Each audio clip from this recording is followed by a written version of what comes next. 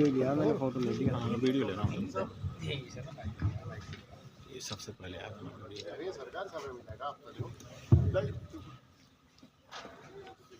आ जाओ, फोटो बाद में होते रहेंगे। शहजाद अब्बासी साहब,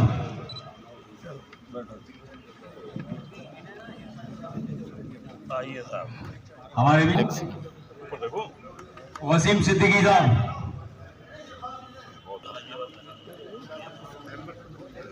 हमारे बीच आज मोहम्मद सैफी साहब। पुराने हैं हमारे।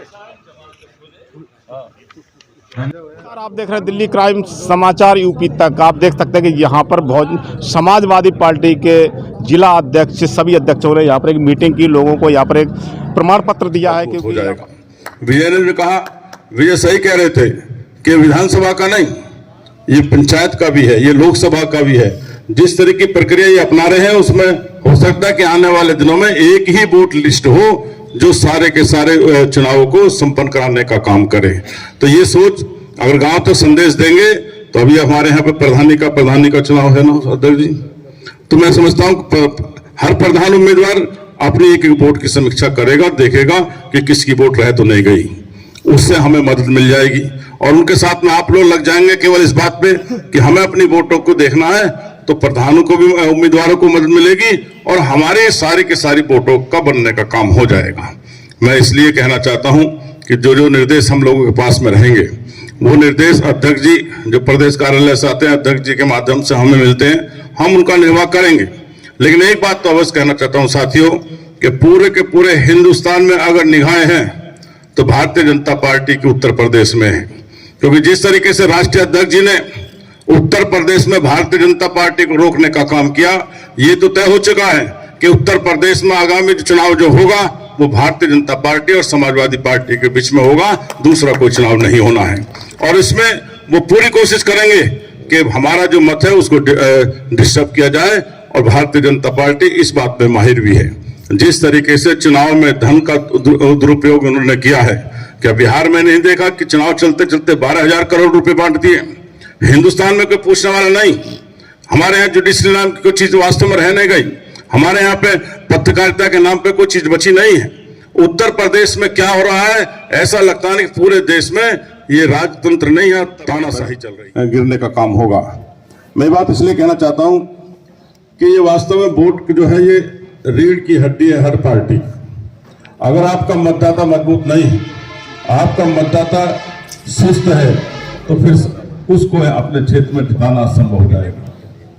ये बात इसलिए भी कहना चाहता हूं कि भारतीय जनता पार्टी के एक सोची समझी साजिश है, कोई से अन्यथा मत लेना कि भारतीय जनता बूथ में समाजवादी पार्टी की कौन कौन सी वोट है और उनमें से हम कितने वोट आसानी से कटवा सकते हैं। ये लक्ष्य पिछली बार भी हुआ था, 17,000 वोट हमारे विधानसभा में कटी थी, उसकी जानकारी किसी को नहीं मिली। लेकिन जब बाद में उसकी समीक्षा की गई तो सिकंदराबाद विधानसभा में से 17,000 वोट भारतीय जनता पार्टी ने हम लोगों के काटने का काम किया था। साथियों, हमें ये जिम्मेदारी लेनी है कि बूथ पे किसका क्या उद्देश्य है, क्या मीटिंग का उद्देश्य माना जाए। आप मीटिंग समाजवादी पार्टी के राष्ट्रीय अध्यक्ष आदरणीय अखिलेश यादव जी के निर्देश पे SIR की समीक्षा की जा रही है, और जो ड्राफ्ट लिस्ट अब आई है उसमें किस किस को नोटिस जारी होने, कितनी संख्या है, हमारे करीब 62 हज़ार वोटें काटी गई। तो हमने सारे BLA बुलाए हैं अपने, और BLA बुला करके सब कहा कि जो जो नोटिस जारी हुआ है बारीकी से उसकी समीक्षा करें, और उसके अंदर उनका पर्याप्त जो भी सबूत चाहते हैं वो जमा करके किसी भी मतदाता का कोई वोट कटना ना चाहिए, क्योंकि भारतीय जनता पार्टी एक सोची समझी रणनीति के तहत समाजवादी पार्टी का वोट काटना चाहती है। तो हमारे राष्ट्रीय अध्यक्ष जी का निर्देश है, और उस निर्देश के आह्वान पे सभी BLA इकट्ठे होकर के अपने अपने गांव में जाके अपनी अपनी वोटों की रक्षा कर रहे हैं, और उसको सारी बारीकी से उसका अध्ययन कर रहे हैं।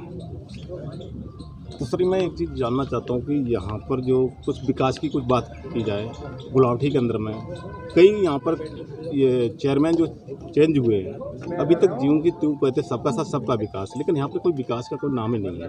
तो आपकी पार्टी क्या कहना चाहती है? भारतीय जनता पार्टी विकास में विनाश वाली पार्टी है, इनका विकास से तो कोई मतलब ही नहीं है। गुलावटी नहीं, पूरे के पूरे सिकंदराबाद विधानसभा क्षेत्र के अंदर कहीं कोई एक भी कार्य भारतीय जनता पार्टी ने नहीं किया। केवल धर्म के आड़ पे, धर्म में पाखंड परोस करके, हिंदू मुस्लिम करके वोट लेना चाहते हैं। काम के बारे में अगर कोई बात करेगा तो पाकिस्तान की बात करेंगे। तो विकास से तो इनका कोई लेना देना नहीं।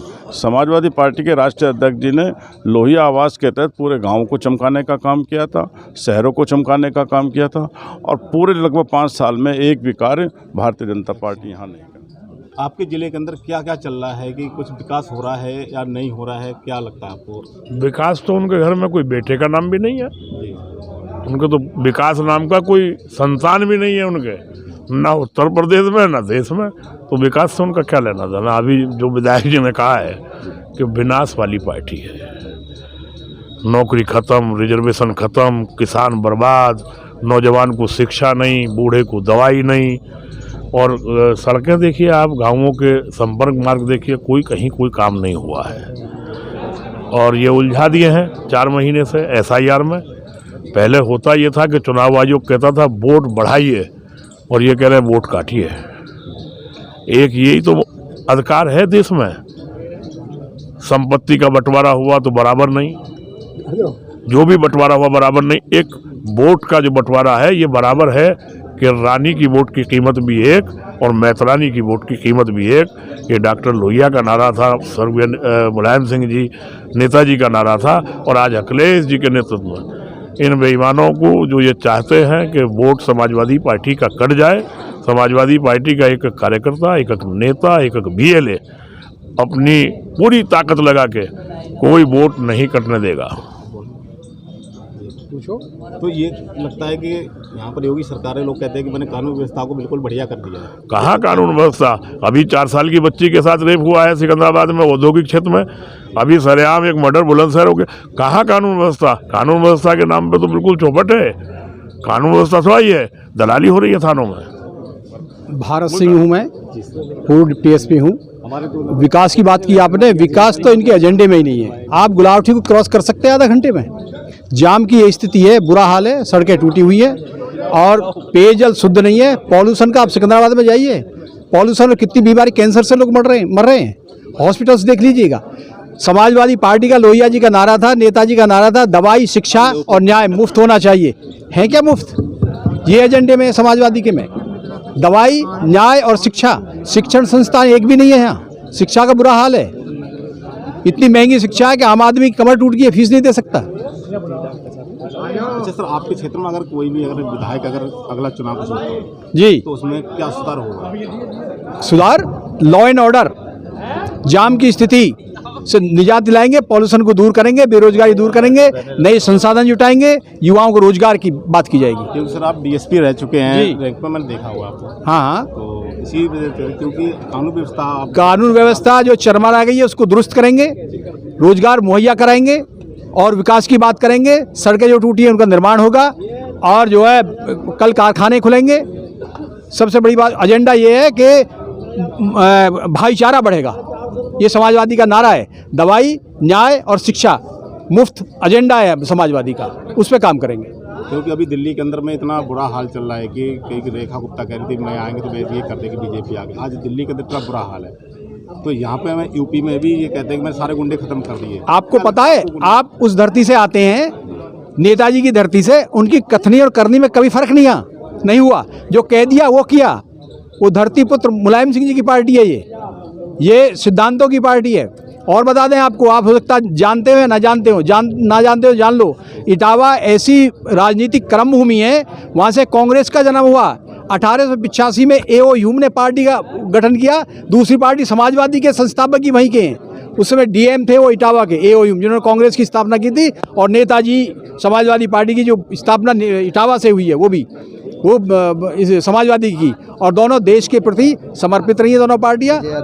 और मैं जिला कोषाध्यक्ष हूँ समाजवादी पार्टी का।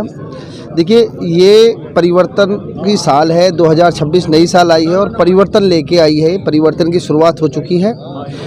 ये लोग सोच रहे हैं जो सत्ताधारी दल हैं कि लोगों की हम वोट काट के मतलब कोई तिगड़म बढ़ा के इनको हरा देंगे, लेकिन जनता जागरूक हो चुकी है, अबोक हो चुकी है अपने अधिकार के लिए।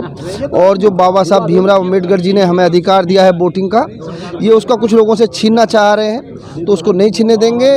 इनको चालाकी से जो चालाकी करते हैं लोगों के साथ वो नहीं करने देंगे। और सरकार बनने वाली है 27 में, परिवर्तन आने वाला है। जैसे ही सरकार बनेगी सब लोगों को रोजगार मिलेगा, सुरक्षा मिलेगी और सब लोगों को सम्मान मिलेगा।